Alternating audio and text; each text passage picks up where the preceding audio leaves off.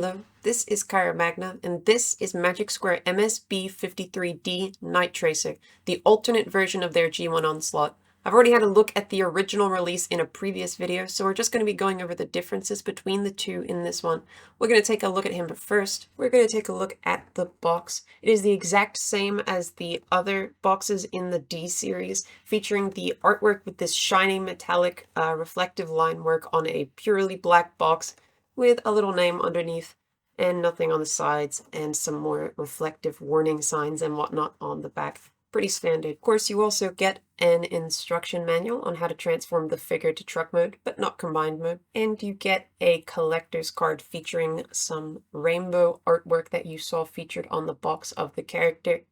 And there is some stats on the back if you care about that sort of thing. As for accessories, that's actually the biggest difference between the two sets. The accessory that stays the same is, of course, his blaster from the cartoon. It is the exact same as the other one, just sculpted green plastic, looks fine. You also get the chest plate for the combined Bruticus mode.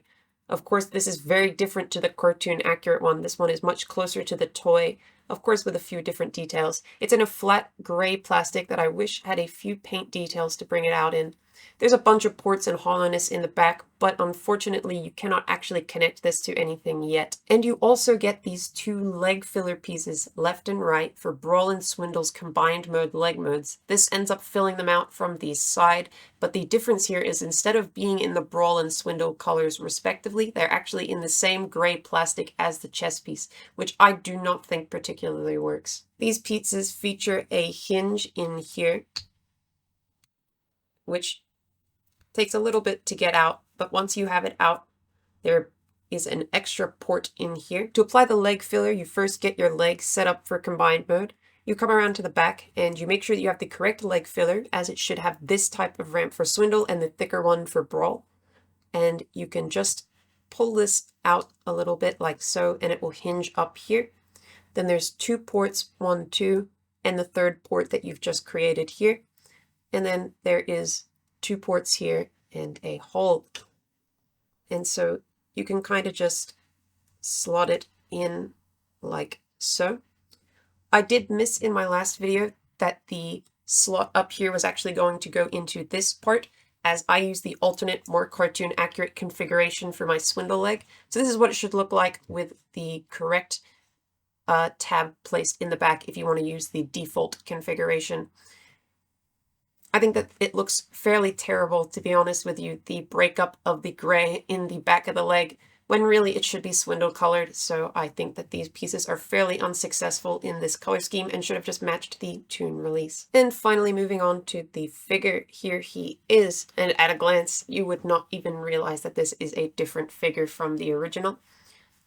I will note that I had a couple QC problems, notably here and here. There is some spillage on the legs. I'm not sure why. Outside of that, though, the main difference on this figure is the head. Let's get a quick look at it.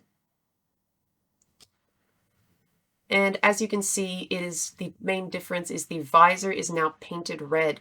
It's a little hard to see on camera, but there's actually some paint overspill from the gray of the face mask that was not present on my original copy. So again, another example of some weird QC on this version. On top of that, for QC problems, you can actually see that the cannons sit at slightly different heights, which is not my preferred sort of configuration for these ones. I hear that this is a fairly widespread issue across both releases though. Taking a look at the original version side by side, as you can see, the only difference is actually just the visor in this mode, which the other one features the cartoon accurate orange versus the more modern style red visor. I much prefer the orange, but if you like the red visor, then I suppose this will work for you. And since we already went over articulation, transformation, etc. in my other video, we're just going to take a straight look at the vehicle mode here. And yeah, I mean, it's very similar to the other one. The only real difference here is the bumper here, which as you can see has less paint application on it.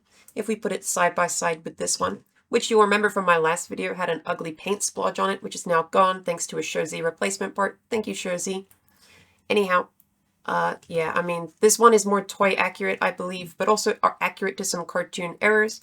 And this one is also cartoon accurate, so you can't really go wrong with these bumpers, but I just have a personal aesthetic preference for this one over here. And for a quick size comparison, since I didn't do a ton of them in my last video, here he is with New Age's Optimus Prime in his alt mode. So yeah, I mean, very sizable alt mode indeed. And as for my final thoughts, we're going to start with some negatives. I definitely think this release should have had the darker color considering the other one was lighter. It's more toy accurate, it's accurate to many scenes of the cartoon. Having two releases and not doing both color schemes is kind of silly in my eyes. Also didn't really like the QC on this one. Another negative I think as well is the leg filler color looking god-awful in my opinion. That's a personal taste thing, but I will stand by it. As for some positives though, I absolutely think that the figure is fantastic in both sculpt, articulation, and transformation engineering. What an experience in that regard. Overall though, I think this is a bit of a weaker release than its cartoon counterpart in the QC department and of course the accessory department with those leg fillers. Other than that though, if you saw my other review and you think this figure is for you, absolutely do not hesitate to pick it up as it is an absolute blast to play with. That's pretty much it for this release. I've been Kyra Magna. Don't forget to like and subscribe. See ya!